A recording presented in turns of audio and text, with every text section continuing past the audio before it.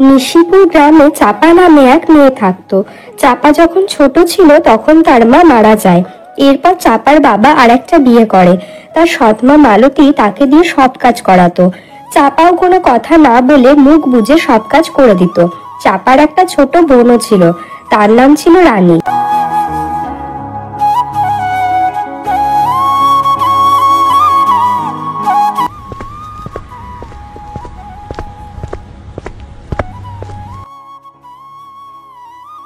দিদি, এত রাতে তুমি ঘর ঝাড় দিচ্ছ কেন? ঘর ঝাড় না দিলে নোংরাগুলো তো এখানেই থেকে যাবে, আর তারপর রোগ জীবাণু হবে। ও আচ্ছা, বুঝতে পেরেছি। অন্যদিকে চাপার সৎ মা মালতী আর তার বাবা খাবার খাচ্ছিল। রানী, এই রানী, এত রাতে বাইরে কি করছিস? ঘরে আয়, তাড়াতাড়ি খাবারটা খেয়ে নে। রানীমা, তাড়াতাড়ি আয়। আরে চাপা কোথায়? ও কি রাতের খাবার খেয়েছে? আরে, সব সময় এত চাপা চাপা কি করছো?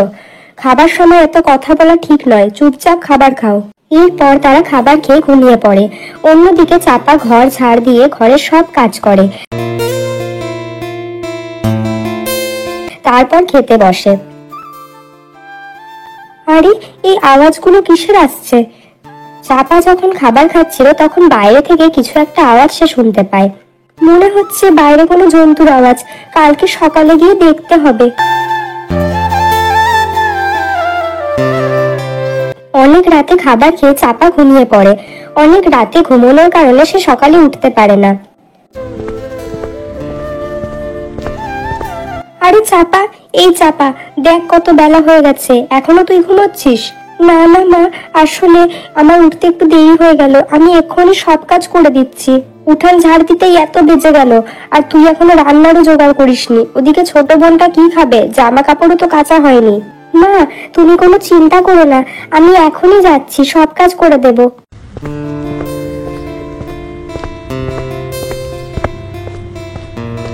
এরপর চাপা বাড়ির সব কাজ করে।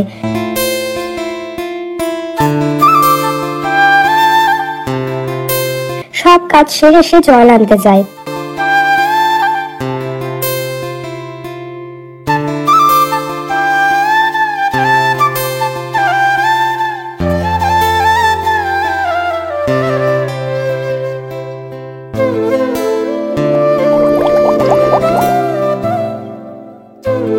চাপা এরপর জল ভরে বাড়ির দিকে যেতে থাকে। তখনই তার রাতের সেই আওয়াজের কথা মনে পড়ে যায়। আরে, আমি তো ভুলেই গিয়েছিলাম, কালকে রাতে জঙ্গল থেকেই একটা আওয়াজ শোনা যাচ্ছিল। এইটুকু বলেই চাপা জঙ্গলের ভেতরের দিকে যেতে থাকে।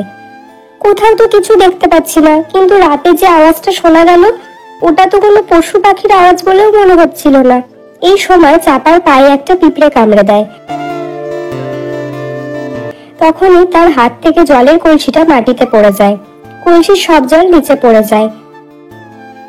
এ কি, এই গাছটা এত শুকিয়ে গেছে কি করে? চাপার সেই কলসির জল সেই গাছে গিয়ে পড়ে। এই জলটা পেয়ে গাছটা একটু ভালো হবে, আমি কালকে এসে আবার একে দেখে যাব। চাপা এরপর আবারও জল ভরে আর বাড়ির দিকে রওনা দেয়।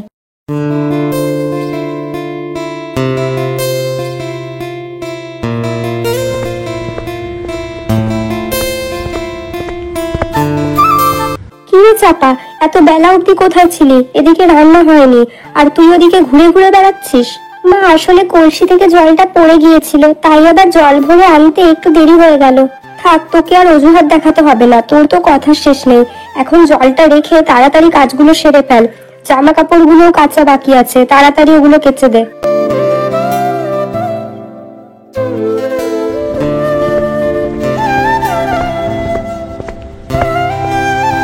দিদি, আমি তোমাকে সাহায্য করে দিচ্ছি। না না রানী, তুই এখন অনেক ছোট, তোকে কিচ্ছু করতে হবে না। না দিদি, আমি তোমাকে একটু সাহায্য করে দিই, কিছু হবে না। আচ্ছা ঠিক আছে।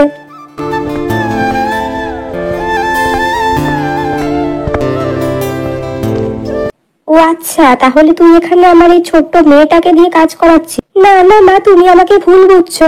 আমি তো রানীকে বারণ করেছিলাম, ও তো নিজেই বলছে, আমার কোনো কথা শুনলো না। থাক থাক, তোকে আর বেশি কথা বলতে হবে না। আমার মেয়েটাকে দিয়ে কাজ করানোর কথা তুই আর ভুলেও ভাববি না। চাপা এরপর আর কিছুই বলে না। তার মা সবসময় তার সাথে এরকমই ব্যবহার করে।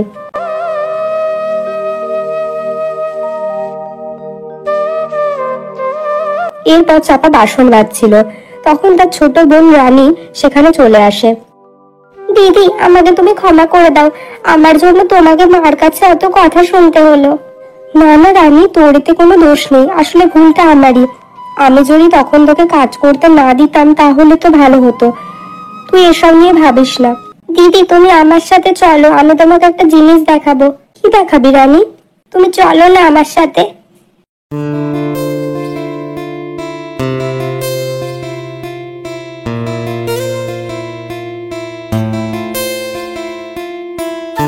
এই দেখো দিদি, এই গাছে একটা চিহ্ন হয়েছে। হ্যাঁ, তাই তো দেখছি, কি অদ্ভুত ব্যাপার, এটা কি করে হলো? হ্যাঁ দিদি, আমি কিছুদিন আগেও এখানে এসেছিলাম, এটা তখন ছিল না, এখন দেখছি এরকম একটা চিহ্ন হয়েছে। হ্যাঁ, তবে রানী, তোর এখানে একা একা আসা একদম উচিত হয়নি। এই জঙ্গলে তুই আর একা আসবি না, এখন বাড়ি চল। এরপর তারা সেখান থেকে চলে যায়।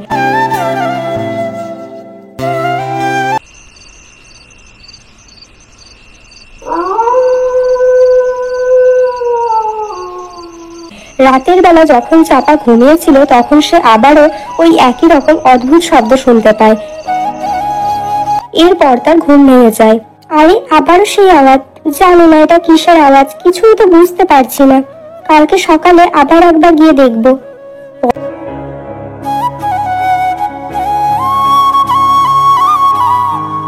পরের দিন সকালে চাপা উঠান ঝাড় দিচ্ছিল। চাপা, এখন এইসব কাজ রাখ, জল শেষ হয়ে গেছে বাড়িতে, যা গিয়ে জলটা নিয়ে আয়।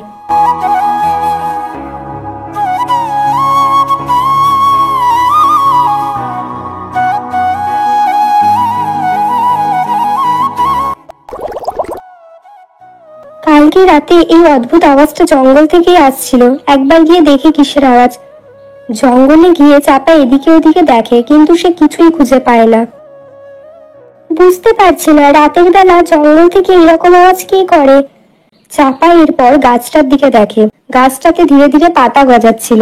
আরে বাহ, এই গাছটাতে এতদিনে জল দেওয়ার ফলে সুন্দর পাতা হয়েছে, আর একটু জল দিয়ে দি। এরপর চাপা সেই গাছটাতে জল দিয়ে দেয়, আর সেই গাছটার চিহ্ন তার অর্ধেক লাল হয়ে যায়। কিন্তু চাপা সেটা খেয়াল না করে বাড়ি চলে যায়।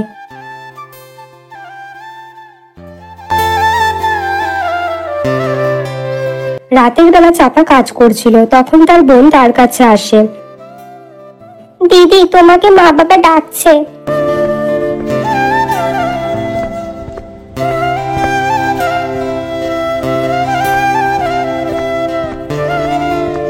চাপা তোকে কাল দেখতে আসবে।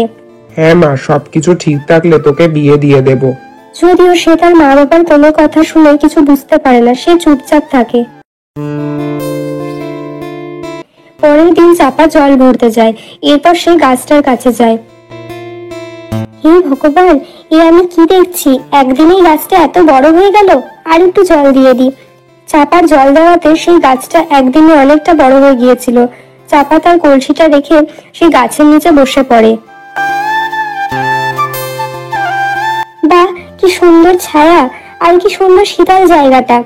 চাপা সেই গাছের নিচে খুব শান্তিতে বসেছিল, কিন্তু কিছুক্ষণের মধ্যে সে ঘুমিয়ে পড়ে। তখন সেখানে রানী চলে আসে। এই গাছটা কত বড় হয়ে গেছে।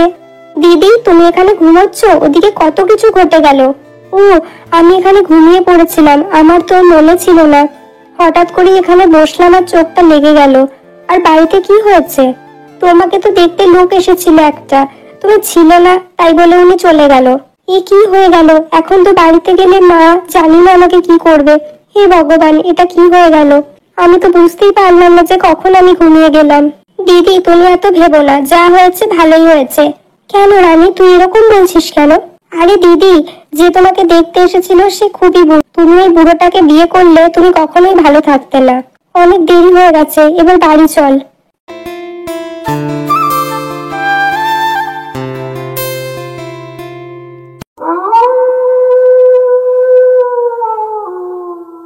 রাতের বেলা চাপার মা বাবা তাকে ডাকে।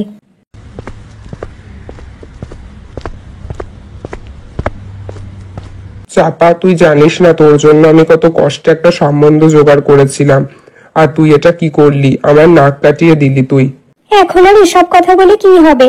তোমার মেয়ে কি তোমার সম্মানের কথা কিছু ভাবে নাকি? মা, এরকম বলো না। আমি তো ঠিক আছে, তোকে আর কিছু বলতে হবে না। তোর এসব নাটক এখানে আর করিস না। তুমি একটু থামো, ওর ভাগ্যে যা আছে তাই হবে। হ্যাঁ, তাই হবে। হ্যাঁ, তাই তো হবে। মেয়ের একটা কোনো জন্তুর সাথে বিয়ে করিয়ে দাও, আর তাকেই ঘর জামাই করে রেখে দাও। চাপা কান্না করতে করতে তার ঘরে চলে যায়।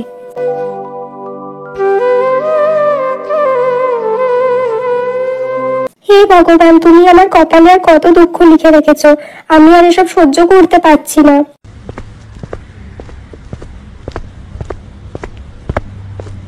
দিদি, তুমি এসব নিয়ে ভেবো না আর কান্না করো না। যা হয় তা আমাদের ভালোর জন্যই হয়। রানী এরপর নিজের ঘরে চলে যায়। চাপাও কান্না করতে করতে ঘুমিয়ে পড়ে। অনেক রাত হয়ে গিয়েছিল, সবাই ঘুমিয়ে পড়েছিল। রাতের বেলা সেই অদ্ভুত আওয়াজ শুনে চাপার ঘুম ভেঙে যায়। জানি না এটা কিসের আওয়াজ, তবে এই আওয়াজ আমার বড় ভালো লাগে। যাই, গিয়ে একবার দেখি।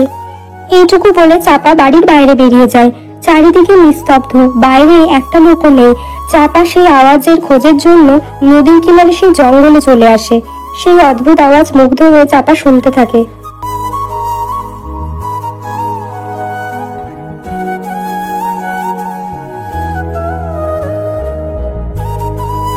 তুমি কে? এই জঙ্গলে বসে তুমি বাঁশি কেন বাজাচ্ছ?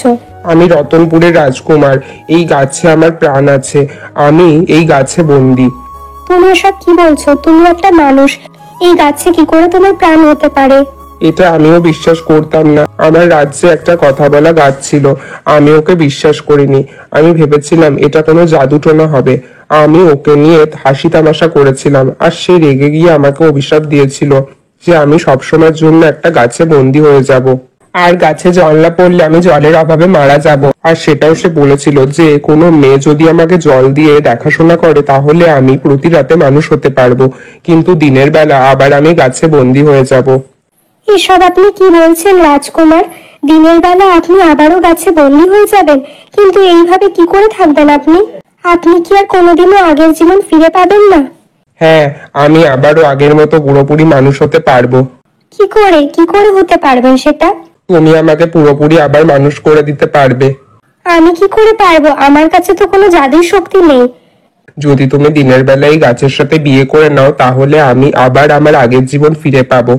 কিন্তু আমার মা তো অন্য জায়গায় আমার বিয়ে দিয়ে দেবে বলে ঠিক করেছে।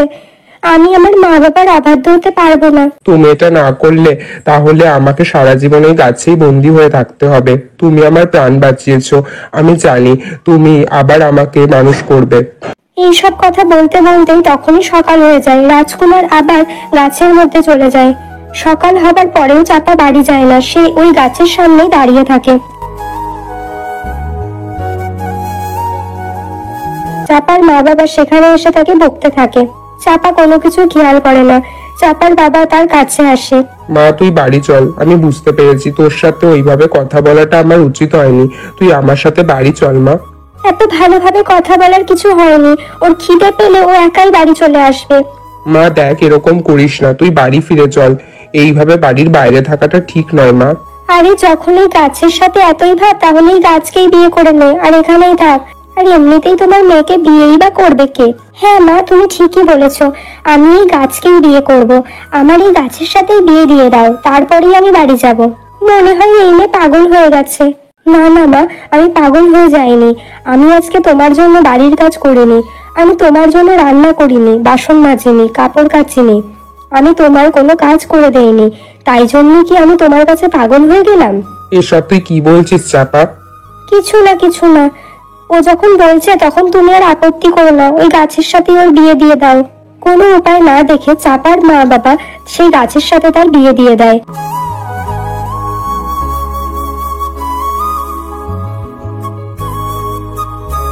চাপা সেই গাছটাকে জড়িয়ে ধরে। গাছ থেকে রাজকুমার বেরিয়ে আসে। আরে, এটা কি করে সম্ভব হলো? মা বাবা, ইনি হলেন রাজকুমার রাঘব। আমি তোমাদের সবকিছু বলবো, তোমরা বাড়ি চলো। এরপর তারা বাড়ি যায়। আর রাজকুমার চাপাকে নিয়ে তার রতনপুর রাজ্যে ফিরে যায়। আর এরপর অনেক ধুমধাম করে রাজকুমারের সাথে চাপার বিয়ে হয়।